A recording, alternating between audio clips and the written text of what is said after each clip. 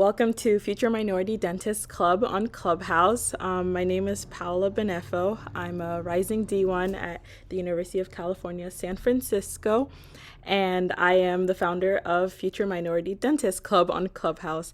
And today's discussion is the advantages and disadvantages, maybe we'll touch on that as well, of getting a DDS and PhD. I don't think this topic is really explored, and I didn't really learn about DDS, PhD even until I was applying a few years ago, trying to figure out which path I should do after doing a few years of research. So I just wanted to get Dr. Stinson here, who I've invited from Sisters in Dentistry from Facebook, and Erin also from UCSF, who is currently doing a DDS PhD, to come speak to us and really just enlighten us on what motivated them to do a DDS PhD, what did they enjoy, what did they not enjoy, and just to explore all avenues just to really increase awareness in our community about getting this degree. So I am going to pass the mic to Dr. Stinson and then Erin. Just a few housekeeping as well is I'm going to make the two of you guys moderators in case there are anyone who wants to ask questions, so you can just see that they'll raise their hand. And if you're in the audience, please recognize that the hand at the very bottom is where you will press to be allowed to speak and come onto stage. So I'm passing the mic to Dr. Stinson.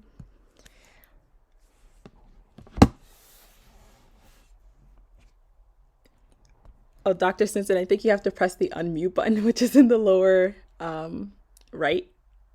I know this is her first time on Clubhouse. Or I can also unmute you. Let's see, can I do that? Nope. If not, then I'll allow Erin to go first while Dr. Stinson figures that out. I'll see if I can reach her. All right, hello everybody. As Paula said, my name is Aaron Malone. I'm originally from Tennessee, Nashville, Tennessee. I went to Tennessee State University. So representing those HBCUs out there. I started my journey for DDS PhD back in 2015 when I graduated and went straight into UCSF dental school and DDS PhD program. What I'm about to say is going to be very specific to UCSF. I know there's about I think 12 different DDS PhD programs in the country. They range in taking in about 1 to 3 students every year, so it can be competitive. But I think it's something that's really interesting, something you should look into, something that I feel like I've really benefited from. Just a little bit about why I chose to do DDS PhD. I had a really great influence from students that I surrounded myself with at Tennessee State. We always push each other to do the best that we can and, try to essentially outcompete each other. It was a good time. But one of my friends, he always wanted to do research, and he was really interested in an MD PhD. And was like, yo, you should just do research, just try it out. It's like, okay, I've never done research before, but fine, I'll do it. So I decided to do it, one, because he was like kind of pushing me, and two, he was like, don't worry, bro, you can get paid for it. I said, what? I can get paid for it? All right, I'm in there.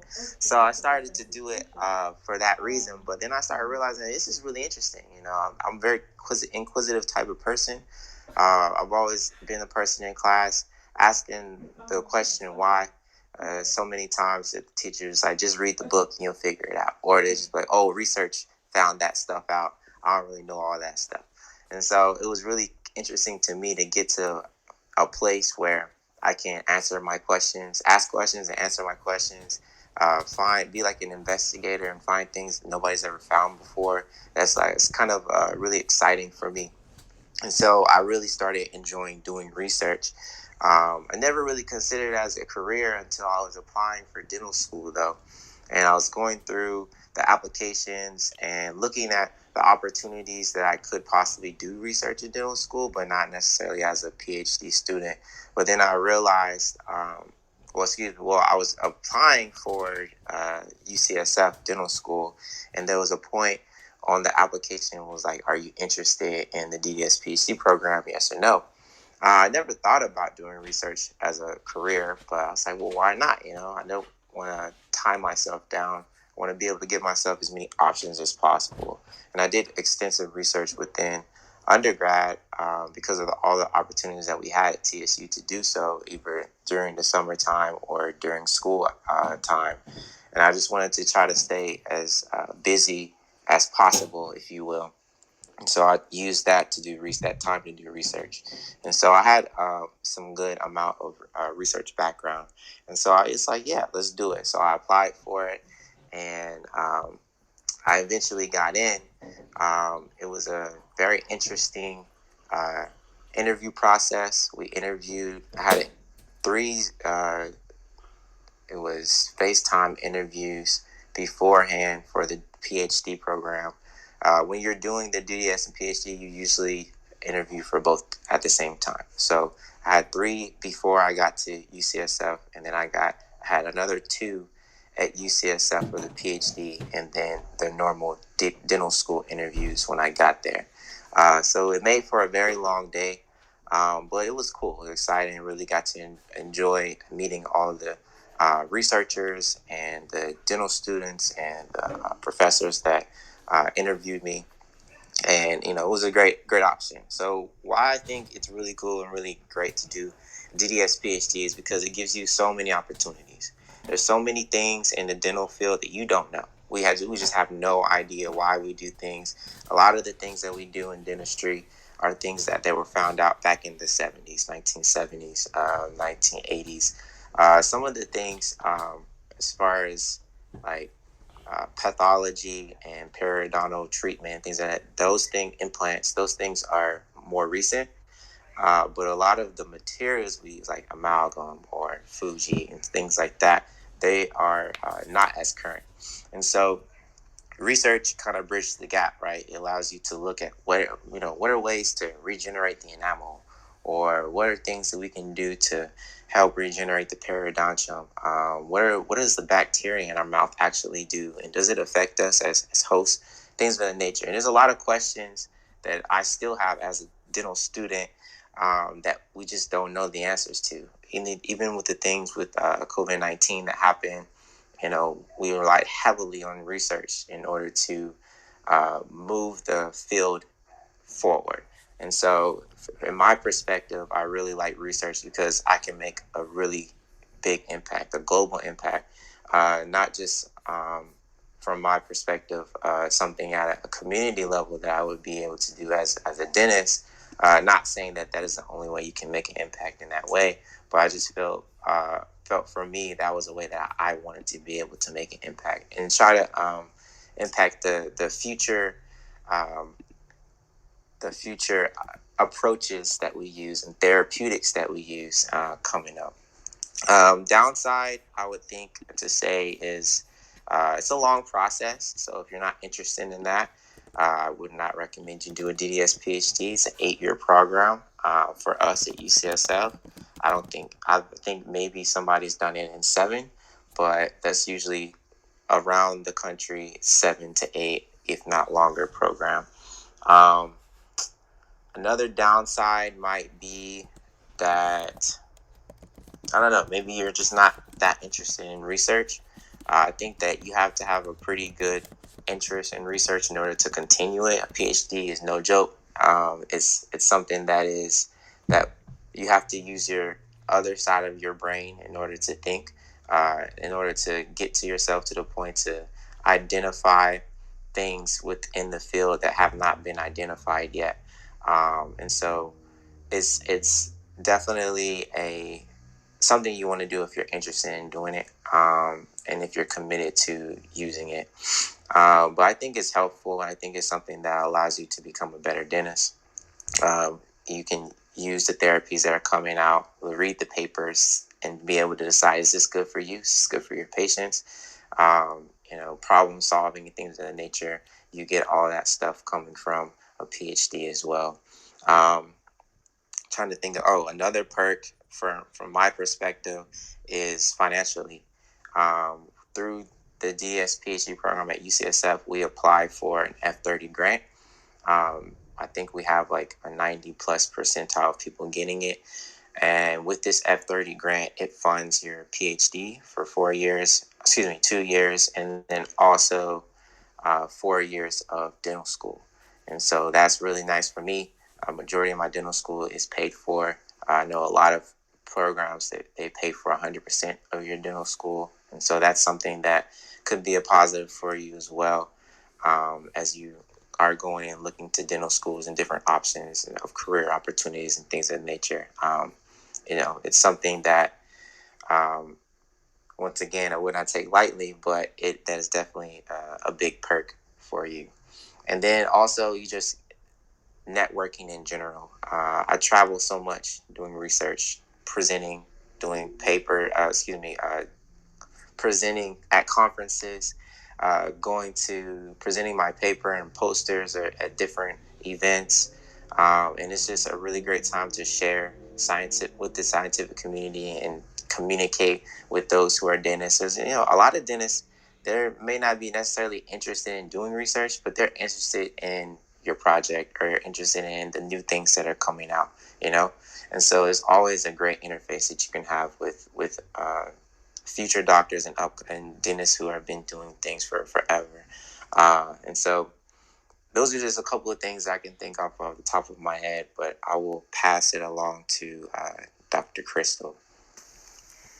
Hey guys, I'm so sorry if I repeat anything that Aaron has already gone over. It's because I was having some technical difficulties there in the beginning. So if I do repeat anything, sorry about that. And if you can't hear me, let me know, because I have a internet connection that's kind of going in and out. But I did the combined DDS PhD program, and in total it was about 7 years long. I did do it in a sequence that allowed me to moonlight while I was doing the PhD portion, so that I could practice dentistry on the weekends, just so I have some supplemental income. So I did all 4 years of dental school. I finished all of my didactic coursework for the PhD during dental school, so that all I had was lab work and my experiments to do once I completed the DDS portion. One of the biggest perks I think came from the program is the tuition reimbursement. So 60% of my tuition for dental school was paid for. That's something you can kind of negotiate with the school when you're deciding to do the program. If they have what is called a T32 grant or a training grant from the NIH, then they should be able to support you. The reasoning behind that is they know that significant student debt will drive you into private practice and away from research once you finish dental school. And so to keep your debt low and keep the likelihood of you staying in research full time, keep that likelihood there, they will give you some stipend. I got about $1,800 a month while I was in dental school and while I was completing the PhD, and then 60% off of my tuition. Another thing that I think is really great about doing the DDS PhD program is having a backup plan and some job security. So a lot of people are coming back to academia out of private practice, and so you're a competitive applicant when you have the DDS PhD. And some schools, like Texas A&M, which is where I graduated, they have a combined DDS PhD and master's program. You complete all 3 degrees in 7 years, and that's the one I did, so that I would be able to do research and teach. So it's starting to get more competitive in the academic arena, especially as people are starting to get away from private practice and look for jobs that have a more steady, pandemic-proof paycheck. Another thing that I really like about it is the travel, and I think I heard on the tail end of Dr. Aaron presenting that he does a lot of travel, but I've been just about all over the country. I have 2 small kids, a 3-year-old and a 6-year-old, and even when they were really, really small, just babies, they accompanied me to my dental research conferences where I presented my work and my posters and did presentations and just in 2019, I was able to take them to Vancouver, where the American Association for Dental Research Conference was being held in Canada. So they got their first international trip, and most of it was covered by the school since it was necessary for me to go and present at that meeting. There's lots of flexibility with working from home versus working at the school, especially if you're doing manuscripts or writing grants. It's a more relaxed lifestyle for people who are looking to have more time with their family, because it's the hard work comes in spells. You have periods of time where you don't have to write lots of grants. About every 3 to 5 years is when that process starts all over again, and you're looking for new funding. And it'll pick up, and you'll have some long days, some 70, 80-hour work weeks, but it's cyclical.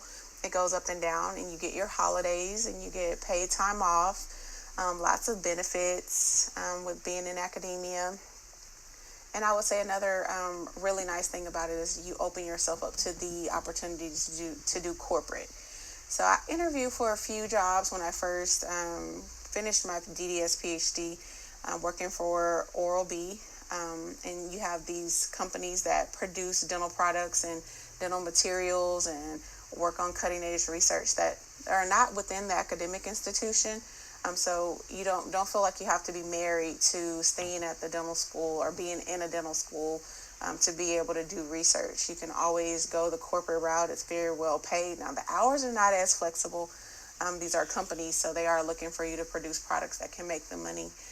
But I would say the difference between corporate and being in an academic institution is that if you develop something while you are the employee of an academic institution under any grant funding that is given to the university through you, that is their intellectual property. And so what I like about corporate is that you will probably get paid more if you were to come up on something that's really cutting edge, versus in the academic institution, your salary is your salary. And if you created that product while being an employee under contract, then it technically belongs to the university, to the institution. So lots of gray area there with what you can and cannot do with your discoveries when you're doing research at an academic institution, but always keep in mind the opportunities that are available with Colgate and Oral-B and Crest and those companies to do research in the corporate arena. And then another thing that I like about DDS PhD is it gives you at least the stepping stone to jobs in upper academia. And by that I mean deanships, being a dean of a dental school or the associate dean of a dental school. Not necessarily needed for you or necessary for you to have a dual degree, but as the applicant pool is becoming more and more competitive, most schools are looking for someone that came from a combined program so that you can not only enhance the clinical curriculum at the school and the clinical enterprise, but you can also be hands-on in the research side as well, with gaining grants and being a top-tier university that's bringing in lots of extramural funding and funding projects of all sorts. So the last dean at our dental school, he's retiring, but he was a combined DDS PhD, and most other deans, they're looking for that combined degree to go into upper academia. So just to recap a little bit of it, I would say the flexibility in the job, having time off around Christmas time when everything is shutting down. Most private practices are busy all the way up until Christmas. Everyone waits till last minute to get their dentistry done. So around the holidays and different times of the year, it can be really busy. And if you take time off in private practice, it's pretty much you paying for yourself to be off. But with in academic institution with the combined DDS PhD, you get to take advantage of the holidays when the school is already closed, and have some flexibility on how do you pay yourself when you do take time off. So I do like that aspect, and the travel has just been amazing. I've been all over the place presenting with my kids in tow, and it's been a great way to network with other DDS PhDs and also other clinicians. And I have seen some DDS PhDs that finish and go into private practice, and they do clinical research out of their practice. So they have a pool of patients. They've determined a problem that they see, whether it be something with oral cancer or something that they see going on with the dentition, that they want an answer to this question or this problem that they see continuously. And they've learned how to do that research within the confines of their office just by completing the DDS PhD program. And then I would ultimately say that the tuition rebate and the stipend were really helpful. So they may grill you in the beginning when you're trying to get into a DDS PhD program to make sure you're really serious about a career in research, because they in the past have had individuals that come through and just to get the 60% off of their tuition and to get to the stipend so you don't have to take out additional loans for living expenses, and then they get to the conclusion of the program and they decide to go into private practice and do nothing in research or nothing in academia. So sometimes they want to see that you have a real commitment to doing research and staying within the academic arena before they recruit you in. But for the most part, I have nothing but great things and great memories since completing the DDS PhD program. And so I think I've covered just about all of it. I apologize again if there were any portions of repeat between I and Dr. Aaron, but I can take any questions. Thank you, Dr. Stinson. No, there wasn't any repeats. That was really informative. I currently actually still do research myself, and I focus on just remineralization and regeneration in jellyfish. And I kind of am curious what each of your theses or thesi were while you're in dental school, and just curious on like how the PhD portion, how it fits into dental school. I know you mentioned something about moonlighting, and so I'm assuming you're able to, outside of just getting grants to pay for your living, you're able to also work. And so I just would love more insight on that from the two of you. Sure. So it's a 7-year program. Sometimes they break up dental school and put the PhD portion in the middle of your dental school education. And I didn't do that route. I was actually the first one to finish all of my DDS first and then complete the PhD. And so when you finish the DDS, you can apply for your license. And if you get your license, you can work what they call it moonlighting. You can work on weekends or work in late evenings while you're finishing up the PhD. So that was I like to recommend that to students that are going to do the combined program, because it really helps. When you're done, the stipend is not a lot, yet you're grown with grown people bills. So it really helps a lot to have a way to be able to support yourself while you're finishing the degree plan. As for my dissertation, you don't really get to pick what area of research you go into when you're doing your PhD. You have to go with who's funded at your institution, and then they take on a student to help with their projects. And so I did a lot of my initial PhD work in a rat model, a lot of my research on rats. I now do more clinical patient-based research, but I started in a neuroscience lab. And so my dissertation topic was orofacial post-herpetic neuralgia. And we were looking at shingles, cases of shingles that happen via V2, V3, that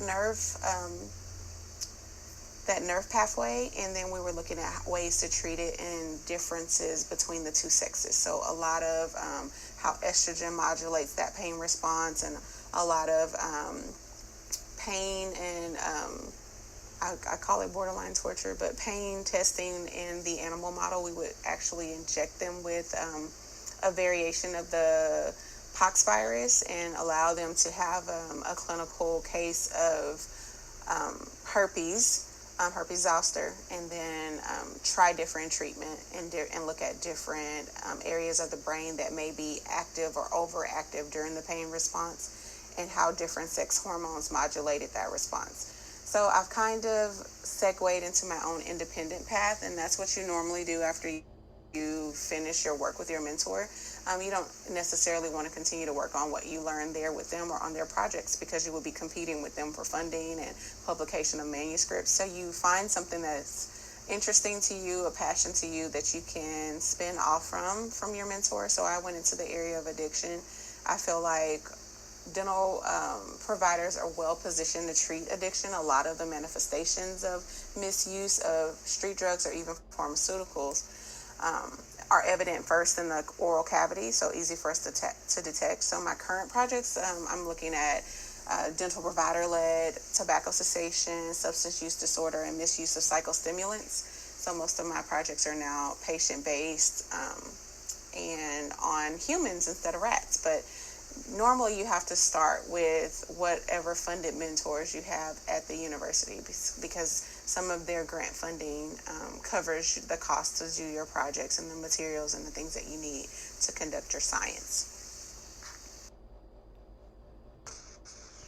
Yeah, so as far as the track that we have at UCSF, we did used to do the, I guess it's called 4-4 model. So they allow you to do dental school for 4 years and then the PhD for 4 years. But um, as Dr. Stinson was talking about, a lot of people kind of abused that, and so they took it.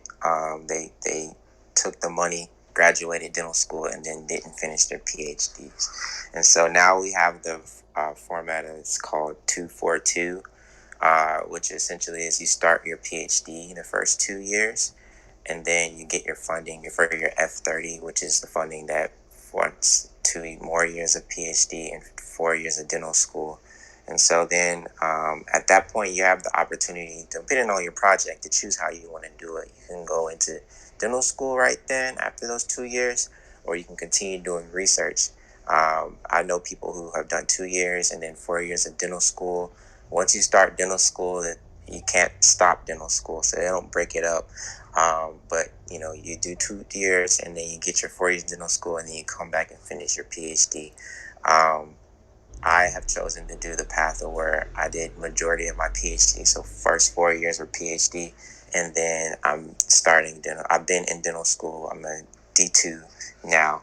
And so I'm going to be graduating. When I graduate dental school in 2 years, I will be graduating at the same time with my DDS and my PhD. I really like that option just because it gave me a lot of time to do research and just get all that stuff out the way. Once you start dental school, you don't want to do research. I mean, there's time for it, a little bit, but it's not as much time as you need in order to do a really good job and great project. I guess that's just my personal opinion. And so for me, it's been very difficult to do both at the same time. That being said, um, my project is focusing on more of a periodontium host microbial interaction. And so specifically what I look at is this bacteria called Treponema denticola, which is within a class of red complex bacterium. If you're not familiar with these things, it's okay. You will learn them in dental school. But essentially it means that they're highly associated with periodontitis and chronic periodontal disease. And so we want to look at this bacteria and see what is its individual contributions to causing or pushing a host from a healthy status to a periodontitis status. And so we're looking at that interaction specifically with the periodontal ligament cell, and that's the cell or the tissue that connects the bone to the tooth root. And this is really important because when you bite down in your teeth, the load comes from the periodontal, or goes into the periodontal ligament. And so that's what your buffers, like your teeth from cracking into your bone or, causing a ton of damage. And so not only that, that load is a center for building bone within your mouth or resorbing bone within your mouth and stimulating stem cells that cause regeneration factors within the periodontium. So this cell is really, really, really important. And so what we're doing is we're interacting this bacteria with this cell type and trying to see what genetically how it is affecting the periodontal ligament cell. We're looking at different cellular behaviors like migration, proliferation, and apoptosis. And we're also looking at how this bacteria has a very unique way of being able to invade inside of host tissues. And so it actually does a very great job of invading into periodontal ligament cells and living within the cell over 48 hours. And this is important for the bacteria because that's how they evade immune response. And that's how they're able to continue to persist and even within the cell cause a lot of these periodontal disease damage, if you will, or tissue destruction damage. And so we're looking at how specifically those interactions are made. What specifically does the bacteria do to trigger the tissue destructive genes? And how is there a potential therapy for eradicating the Treponema denticola bacteria inside of the periodontal ligament? Thank you for that. That's really interesting. So I'm just kind of curious, how many people? I know Dr. Stinson talked about them weeding out, having a weeding out process, and so I'm just wondering, in both of you guys' experience, how many DDS PhD students are admitted, and how many of them actually finish? Just from your own experience at the schools that you had went to.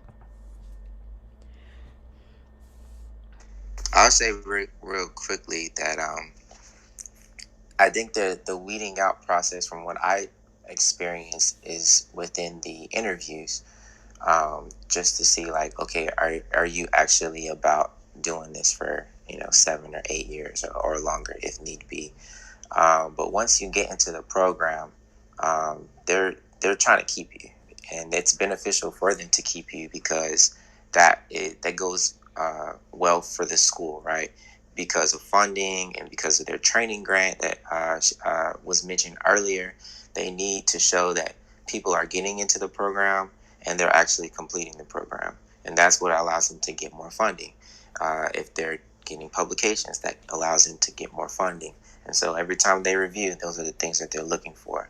So the weeding out process, from my experience, has been prior to getting accepted.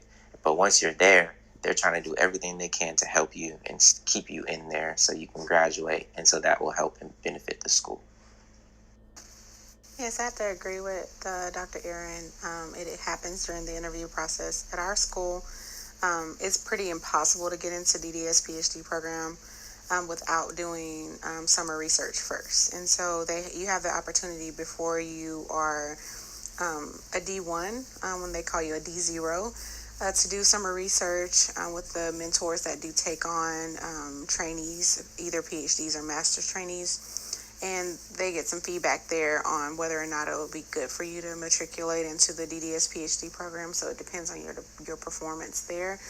But as far as frequency, I graduated and finished my PhD in 2017. We haven't graduated a DDS PhD student since. We did recruit one that is currently in the program, but it's really hard to recruit, and I would say it's because it's hard to explain the difference in pay with private practice versus research. So it's something you really have to have a passion for, because in the beginning, when you're just an assistant professor, just starting on the tenure track, the pay is low. And they do give you the opportunity at most institutions. I'm not sure about at UCSF, but at Texas A&M, you have the opportunity to have a private practice day. And then your other 4 days are devoted to research, and every so often they'll throw in some service commitments, like different committees they want you to sit on, and different classes they may want you to teach. But for the most part, it's a pay thing. So that's why they take care of the majority of your educational expenses, because they know you'll easily get lulled into private practice if you graduate with really high student loan debt. But for people who are interested, we've been trying to do more of an informative process during recruitment so that they understand that there are some trade-offs. So while you may not be making as much as your counterparts that are in private practice, that's just temporary. Because as you get tenure, you get more funding, your salary goes up, and especially if you continue on a path into upper academia, deanships, and those types of things, you will start making the same as some of your counterparts that are in private practice, and probably more. So it's temporary, that pay deficit that drives most people away. But we've been trying to be more informative about the fact that it will pay off the longer you stay in it. Okay, before I ask my next question about what to do after you get your degree. I'm going to actually invite everyone who's in the room. If you have any questions to ask Dr. Stinson or Aaron, please just raise your hand.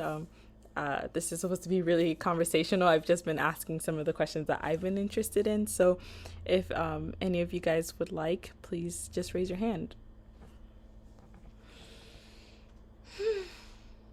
Do I hear a beep? Do I hear a beep?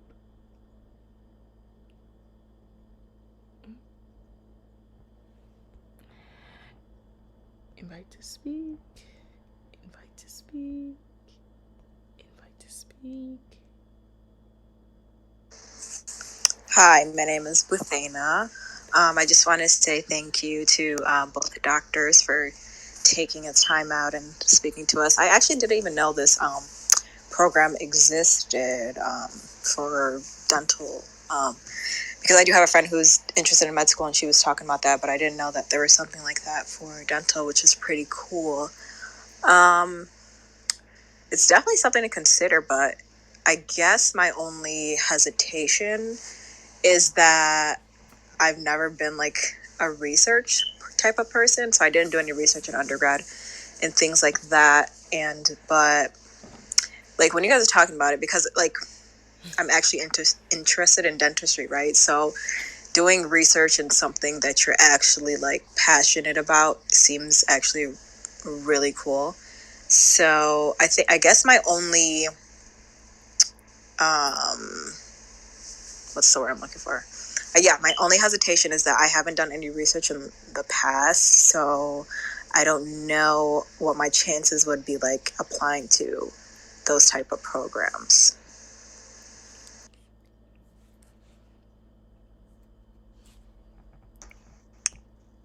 Yeah, I would say that it's important to do research before applying to that. That's what they're going to be looking for. A lot of times, and I don't think it necessarily has to be quantity wise, like, oh, I did 3 internships or, 4 different research labs. But quality is extremely important. Like, oh, I was able to research for 6 months to a year on a specific project. I took this project from, the beginning to the questions that we had, and then I was able to get these results. I was able to try to find, based on the background that's out there, I was able to ask these specific questions, and these are the conclusions. And then also, like, if I were to continue this project, these are the future things that I want to be able to pursue or look into, right? And being conversational in those aspects is going to be what's going to get you through the interview. So yeah, just to piggyback off of that, even if you don't have any prior experience, so that's what's really great about networks like this. We can find out where you are, who's doing research in your area, so that you can come in and do some volunteer work with them. And so what they do once you get into the DDS PhD program, you're going to have a mentor, and it's in their best interest of their productivity, how much they get out papers wise and how much research they produce, to teach you every single little thing as fast as they possibly can. And so I had never done formal research before I did summer research. And then matriculated into DDS PhD. But I would say within a year or so of me starting, I knew how to grade research papers. So go and look at peer-reviewed articles and tell if this is high quality output, or grade the level of the data and the presentation of the research in the paper. I was able to at least start writing papers of my own with the input of my mentor. And they actually had a lot of professional resources there for you that teach you grant writing. And your mentor normally has what they call a postdoctoral research associate. And those persons have finished their PhDs, and they're just strictly doing research and really concerned with getting lots of papers out, getting lots of grant funding. And they also help teach you and get you up to speed with how to determine what you want to research, how to answer those questions, how to design an experiment, how to manage data, how to analyze data. And so most of the time your institution, depending on how much of a powerhouse they are in the research arena, they're going to have someone that analyzes your data for you, and a biostatistician that will put together or help you with the methodology and the execution of your project. So a lot of that stuff that kind of makes us nervous about doing research, like I know lots of people that hated statistics and hated math, and they didn't really like to analyze data, that still do really great research because you have these resources available at your institution.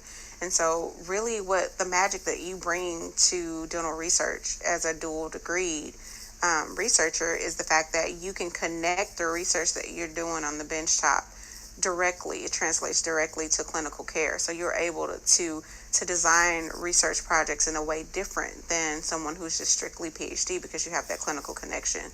And so they've seen just how well dual degreed scientists are able to put out really great high quality research. Is why they continue to invest, even though we lose some along the way that do the DDS PhD and still go into private practice.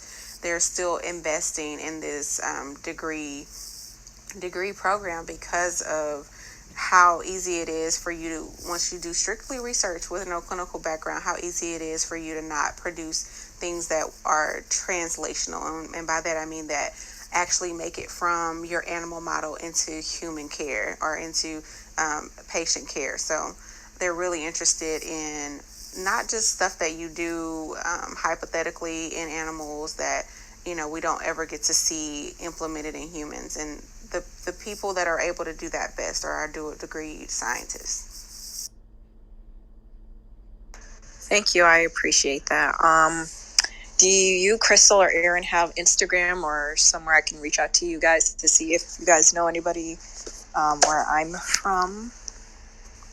Yes, absolutely.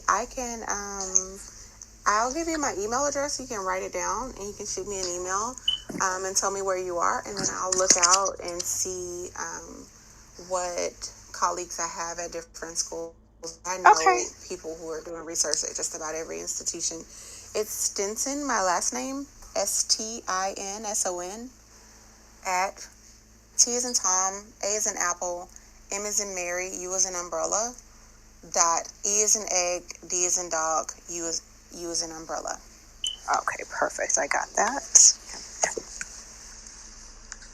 Thank you. Yeah, you may also, if you want my email, I can give you that as well. And sure. It's ERIN .MALONE.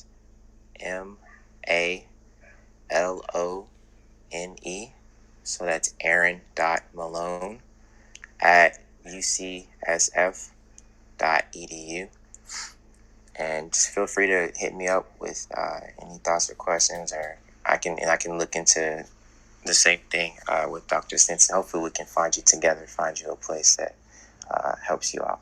Thank you, guys. Awesome. We're going to move on to Kamisha and Jay. Hi, good night, everyone. I'm Jay. Thank you so much for being here on this platform, to share all these wonderful information. So I'm actually Jamaican, but I'm in dental school in Brazil. I'm actually in my last year dental school, and I'm actually doing research. And I just thought that, this DDS PhD program, these information that you were given was they were pretty interesting. I actually didn't know much about it, and I've learned so much. And my question is, what is it like for foreigners to possibly enter these programs? If you guys know any, or what routes they've taken to be in these programs. Here in Brazil, at least, there's a lot of research, a lot of dental research, both as dental students and masters in dentistry and PhD. So it's not like a dual program. It's like separate. So that's my question. So actually, foreign trained dentists make up the majority of our dual degreed scientists in our country. So what you normally would do is you pick a school that you want to go to, or a few, because you want to apply around different areas, and you apply for their PhD program. And most of the time they're going to let you in just because it's just not a lot of people who want to, who really have a passion and want to do research. After you're in the PhD program, so that you can practice dentistry in the States, you have the opportunity to knock it out of the park while you're there doing your PhD and then apply for a specialty. So what most people do, they get into the PhD program, finish their PhD, and then apply for orthodontics, prosthodontics, periodontics, all of these different specialty programs, in which once you've completed those specialty programs, you're able to practice dentistry in the United States without having to take the board exam or go to dental school all over again. And so it should be pretty simple for you to get in, but again, they do have that weeding out process. They know a lot of foreign trained dentists will try to come through the PhD route so that they can just get to the States and practice dentistry. But if you've had research experience and you're able to communicate in your interview process that, hey, I'm not doing this because I want to come to the States and practice. I'm doing this because I'm passionate about it, and these are the things that I researched in the past, and you know why I like it and what I see myself doing in the future. You should be able to get in very easily. Okay, thank you so much for that information. I appreciate You're it. welcome. No problem. Awesome. If Kamisha is okay, good. Okay, you can speak. Hey everyone. I just wanted to say thank you to you both because I am a freshman. I'll be a sophomore this fall in undergrad. So it was really good to hear about this because I've never, ever heard about this program. So maybe right now would be a perfect time to kind of look into it. So if you both could give me your Instagrams again, please. I really appreciate it because I don't even know what research, like much about research, but I'm willing to learn and find out.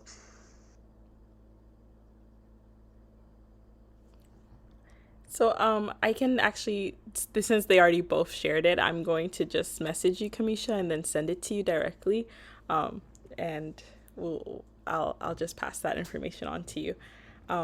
But is that okay, Kamisha? Yes, I was going to say sorry, I was driving, so I No was just worries, no listening. worries at all. Did you have any other questions besides getting their contact so you can get research? No, ma'am. I just want more information. I really didn't even know this existed. I didn't know it was possible to hold a PhD in DDS or DMD. Okay, awesome. Okay, I think. well, oh, sorry, Dr. Simpson. So, I'm sorry. I just sorry, Kamisha. So in undergrad, you should have some opportunities to do research. You can look around and go to different departments depending on what area you're interested in, and they're always looking for research assistants. And so a lot of people who come through the DDS PhD program that already know this is the route I want to take, this is what I want to do, they go and find some opportunities for research while in undergrad. And it's not really time consuming, and it gives you a little bit of exposure into research for you to tell before you get to dental school if it's something that you like or something that you don't like. So I would say some of the easiest places to get some research experience would be in psychology. They're always doing research projects in the psychology department at any institution. And most of it is pretty simple research topics. They always have different areas popping up in those departments, in the psychology, behavioral science type department. So I would start there, and you may be able to get yourself onto a project while you're there and get a little taste of it to see if you like it. Okay, thank you, Dr. Stinson. So I do have another question. So since this is a small room, I feel like I could share. So I have like really bad anxiety. Was that hard for you? Like, was it mentally draining to add that on, like, to your schedule while you were in school, or how did you guys deal with that? Because right now, being just my undergrad, I feel like I'm stressing out enough kind of for like the smallest things. So my main thing is being able to handle more. Like, that scares me. Oh, absolutely can be a little frightening. So how I dealt with it, and I ended up having when I first got into college and started. I majored in chemistry, so I picked a major that was a little difficult, and I still wanted to be a well-rounded applicant to dental school. So I did all the extracurricular things. I had leadership going on, and I decided to pledge a sorority. I had all kinds of things going on. But what I learned really early on, and I had to reach out to a coach to kind of help me. And I'm happy to be available to you now that I've learned more about how to do it. But it's all about time management. And so once you have a good grip on what needs to be done, how much time you have to do it, then you have a good idea of what you can and cannot achieve. I will say it is achievable. Most of the time that you are doing research is during the summer.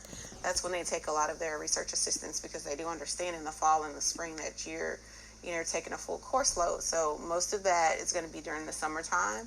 And a lot of the extracurriculars that I did to make myself a competitive applicant for dental school did take away from personal and fun activities that a lot of my friends and line sisters got to do while they were in undergrad. So it was one of those sacrifices, but I wouldn't trade it because I feel like it really prepared me well for what I went into. And I just wanted to for sure know that when I applied to dental school that I was going to get in because it's so competitive. 1,500 people apply every year to each school, and they take about 100 from those 15 individuals. And so I knew I was going to have to put my best foot forward. But I would say time management, and then there's coaching available that teaches you, how to study effectively in less time, how to prioritize what's important material versus what's not, how to prepare for an exam, scheduling and planning out your days with how much studying you need to do, how many study hours need to go with each course based on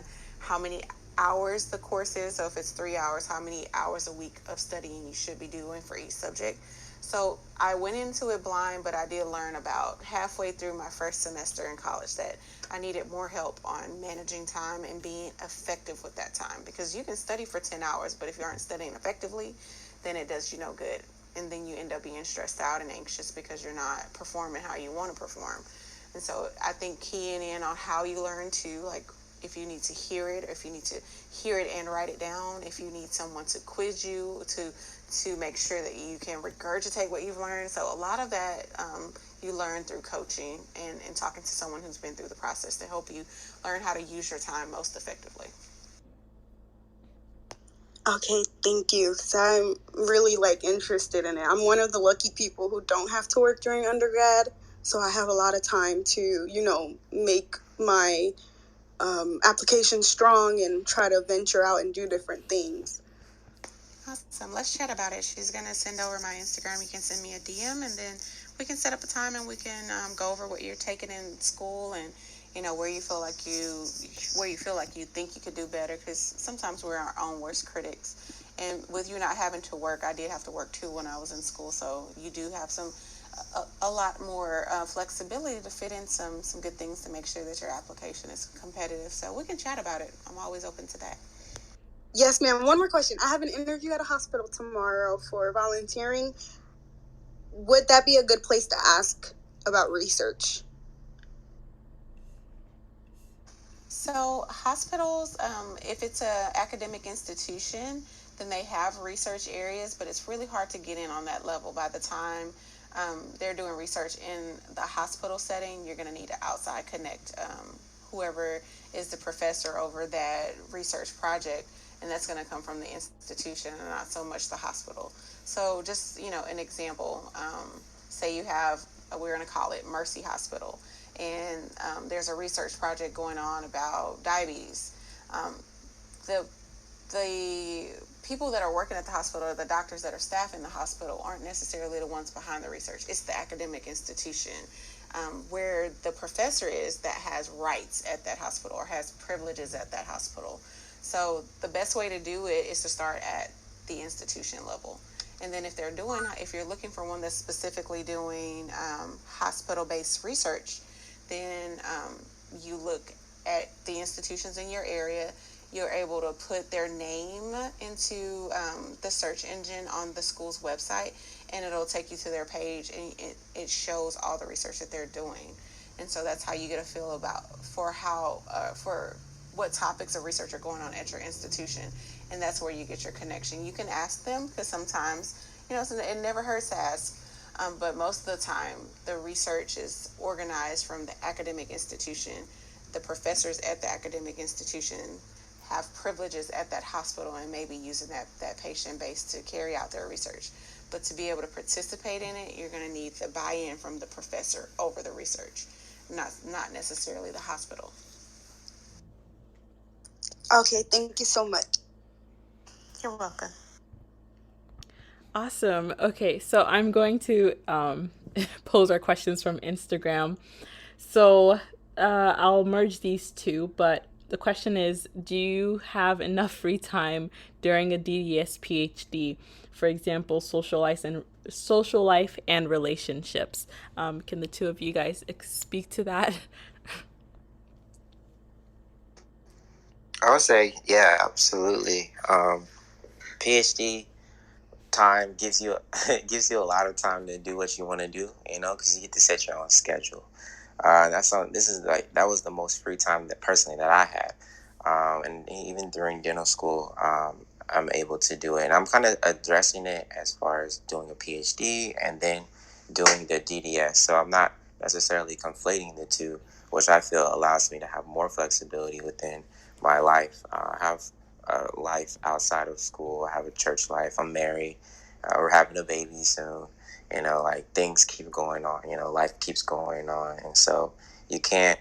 You have. For me, it's important to keep the work-life balance, because that's what keeps me de-stressed. That's what keeps me without anxiety. Being able to go to church on Sunday and Bible class during the week is important for me to continue to function properly. And so having that time for yourself is really key. You just have to be able to prioritize and schedule and plan out goals and things of that nature. But I think absolutely you have time for it.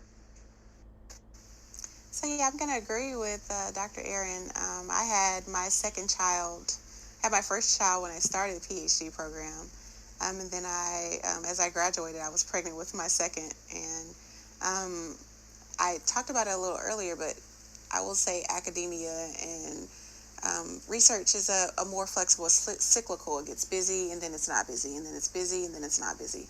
But I would say that when we have time down and the school is closed for the holidays, I normally go and work in private practice extra days. And the tired that I feel after working 4 days of clinical dentistry is very different, and it's more, I feel more tired than it is on even one of my heaviest weeks, maybe when I have a grant due or a manuscript due. It's a different kind of tired. So clinical dentistry is very physical. You're moving, turning, holding your head and your neck and body in ways that are unnatural. So it's a lot of maintenance that goes into it, a lot of self-care. And then on the research end, like Dr. Aaron said, it's more of prioritizing what you have to do, and then you set your own schedule. I was a morning person. I also wanted to be home with my kids, and they didn't wake up until 7 in the morning. So I tried to do a lot of everything that I had on my to-do list very early in the morning so that I was home in time when they got out of school and that kind of thing. So definitely able to have balance and have a life. And I would say when I look at the two DDS, I didn't have much of any type of free time when I was doing DDS. It was so jam-packed with lots of courses and lots of lab work and things that we had to do. And so PhD was definitely a milder educational experience. That's just in my... Oh, Dr. Stinson, I think you muted yourself accidentally. Could you hear me at all the whole time? Oh, yeah, we could hear you. It's just like literally 3 seconds ago. We couldn't hear you. Oh, okay. I think I was in.